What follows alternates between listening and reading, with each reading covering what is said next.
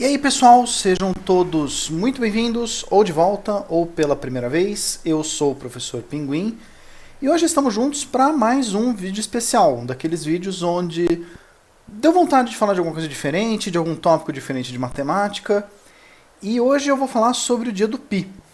É um vídeo que saiu um pouco atrasado, porque o dia do Pi ele é comemorado dia 14 de março, foi há, creio, umas 2 semanas, se eu conseguir editar esse vídeo no prazo que eu acho que eu vou editar. E aí acontece que eu fiquei meio enrolado porque eu estou como professor da USP de novo, professor contratado. É uma notícia legal, espero que não afete muito os vídeos para aqueles que gostam do canal, que gostam de viver. Mas é por causa da burocracia toda, eu acabei me enrolando e o vídeo do Pi vai sair com 2 semanas de atraso. Espero que vocês gostem do vídeo de hoje. Bora lá, vamos falar sobre o Pi e o dia do Pi? Beleza? O vídeo especial do dia do Pi, atrasado. Sobre o dia do Pi ele é comemorado internacionalmente no dia 14 de março. E a escolha do dia 14 de março é porque na notação americana 3/14 vira a aproximação decimal do Pi. E existem eventos pro dia do Pi, onde as pessoas comem torta e recitam, vê quem sabe mais dígitos do Pi decore e falam em fatos interessantes sobre o Pi. E o negócio acabou crescendo bastante e esse dia é conhecido como Dia Internacional da Matemática. No Brasil a gente tem o Dia Nacional da Matemática, ele é comemorado dia 6 de maio, que é aniversário do Malba Tahan, o autor do livro O Homem que Calculava e provavelmente um dos matemáticos mais influentes do Brasil. Já falamos um pouco sobre ele no canal, definitivamente eu vou falar mais sobre ele, a obra dele tem muita coisa para se dizer. E aí uma opinião minha, que talvez seja mais polêmica, eu acho que o dia do Pi deveria ser comemorado dia 22 de julho, que na notação que todo mundo, com exceção dos Estados Unidos, usa, 22/07, eu acho que é a data mais adequada porque 22 sétimos é uma aproximação melhor para Pi do que 3,14. E aí 22 do 7 acaba sendo uma data melhor do que 3 do 14. Mas é uma opinião pessoal, não acho que eu consiga convencer o mundo disso. Mas pelo menos você que está vendo o vídeo parou para pensar por alguns segundos, já valeu a pena para mim. E aí sobre o número Pi, algumas coisas. Pi já foi tema de alguns vídeos desse canal. Por exemplo, um poema pro Pi, que foi o vídeo especial de 2021, onde tem um conto natalino contado, todo rimando em função do Pi. Se vocês quiserem ver, tá passando o cardzinho aqui em cima. Outros vídeos também que já apareceram um Pi. O cálculo de Pi por arco tangente, que é a dedução mais famosa sobre como calcular Pi com álgebra. Agulha de Buffon, que é um método estatístico para você calcular Pi. Mesma coisa, os caras estão passando em cima de mim aqui loucamente, se eu lembrei de botar eles na edição. O dia do Pi do ano passado, que eu lembrei de soltar na data, o jeito de calcular Pi usando arco de circunferência e integrais. E hoje a gente tem um novo vídeo sobre o Pi. Fatos rápidos, Pi é um número irracional. Quer dizer que a gente não consegue representar ele como uma fração entre dois números inteiros, de modo que essa fração seja irredutível. Apesar do Pi não poder ser representado diretamente como um número, ou repetindo padrões, ou por frações, a gente pode calcular Pi usando um processo matemático chamado séries, que são somas infinitas de termos. E a minha ideia para o vídeo de hoje é mostrar e deduzir a minha série favorita para calcular Pi.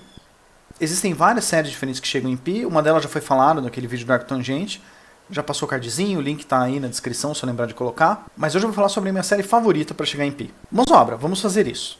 A gente vai usar um conceito chamado série de Fourier. Série de Fourier é um tipo especial de série que ela pega uma função periódica, uma função que se repita de tempos em tempos, como essa aqui, descrita, e ela aproxima essa série usando senos e cossenos multiplicando por coeficientes específicos. Então, aqui está a ideia gráfica, se você tem essa função em vermelho. Isso aqui seria uma primeira iteração, multiplicando por um dos cossenos. Aqui eu mandei ele desenhar depois de 5 iterações. Aqui depois de 20 iterações, e cada vez que você vai fazendo mais, ele vai ficando mais próximo do gráfico original. A fórmula para a série de Fourier, que não é o objetivo desse vídeo, eu posso falar dela no futuro, mas a ideia é que a série de Fourier ela tem uma fórmula pronta, ela é dada por essa coisa amigável aqui, você consegue pegar a função e escrever ela como sendo a soma dessa integral mais um somatório infinito de uma integral vezes um cosseno mais uma outra integral vezes seno. Para efeitos do vídeo especial do dia do Pi, eu não vou ficar me prendendo na resolução disso, dizer de onde isso veio, mas eu vou usar essa fórmula como um fato conhecido. E uma coisa legal é que, se a sua função original é contínua, a série vai convergir para esse ponto para qualquer x que você substituir. Basicamente, se a função original é contínua, trocando x por qualquer valor aqui e pelos mesmos valores no seno e cosseno, os dois lados vão ser sempre iguais. Agora vamos à série de Fourier nessa seguinte função que está desenhada aqui.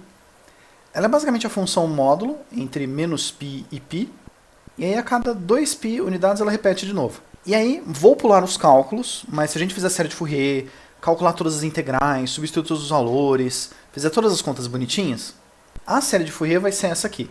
Essa função módulo que repete a cada 2π, a função de baixo ela é contínua, a gente desenha o gráfico dela sem tirar o lápis do papel. E aí, como essa função é contínua, porque a gente pode desenhar o gráfico sem tirar o lápis do papel, se a gente trocar o x por 0, aqui no nosso gráfico o y vai valer 0, e por ela ser contínua, a convergência é garantida, que quer dizer, grosso modo, que os dois lados da equação são iguais. Aqui na nossa série, se a gente trocar o x por 0 aqui, nesse f de x, e por 0 aqui no cosseno, as duas coisas continuam sendo iguais. A função do 0 vai valer 0, e cosseno de 0 vale sempre 1. Esse π sobre 2 somando a gente pode jogar para o outro lado subtraindo.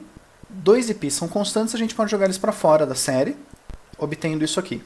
Agora, o π que está dividindo pode ir multiplicando, 2 está multiplicando pode ir dividindo, e a gente tem essa expressão. Ela é verdade, mas ainda não dá para calcular tudo. Vamos focar agora nesse somatório que sobrou. Aí esse termo, menos 1 elevado a n, menos 1. Se o n é par, menos 1 elevado a n é com certeza 1. E aí, menos 1 elevado a n menos 1 vira 1 menos 1, que é 0. Isso quer dizer que, se o n for par, esse somatório está fazendo 0 mais alguma coisa quando é ímpar, mais 0 mais alguma coisa quando é ímpar. Então a gente pode não ignorar, porque somar 0 não vai mudar nada. Além disso, se o n for ímpar, menos 1 elevado a n vale menos 1. Isso quer dizer que menos 1 elevado a n, que é menos 1 vai ser menos 2. Isso quer dizer que, nesse somatório, se o n for par, ele vale 0, a gente pode desconsiderar, e se o n for ímpar, ele é sempre menos 2. A gente pode trocar isso, então esse termo menos 1 elevado a n menos 1 por menos 2, e só colocar os n's como sendo os ímpares. Em vez de n, fica 2n menos 1. Porque quando a gente considera 2n menos 1, a gente está tratando só os ímpares. Assim como se a gente quisesse os pares, a gente botaria 2n para considerar só os pares. E aí essas duas coisas são iguais. Agora esse menos 2 que está aqui é uma constante, a gente pode jogá-la para fora e depois passá-la dividindo. E aí, π² sobre 8 vale essa soma. Esta soma, que está em destaque agora, ela é 1 dividido pelos ímpares ao quadrado e a gente vai somar esses termos. Então ele é 1 sobre 1 quadrado, mais 1 sobre 3 quadrado, mais 1 sobre 5 quadrado, mais 1 sobre 7 quadrado.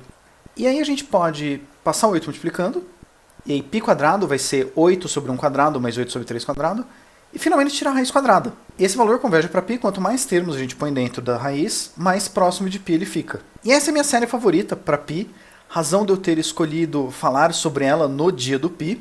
É uma série que não é tão complicada de calcular, embora eu possa ter trapaceado um pouco por não ter feito as integrais desse vídeo, para não deixar ele muito carregado, mas as integrais em si não são tão difíceis. São integrais que podem ser feitas com quem sabe calcular, é uma integral por partes. E ela é interessante porque ela é uma série que é muito esquisita, raiz de soma de 8 dividido pelos ímpares ao quadrado, e é uma coisa que jamais eu pensaria que dá π.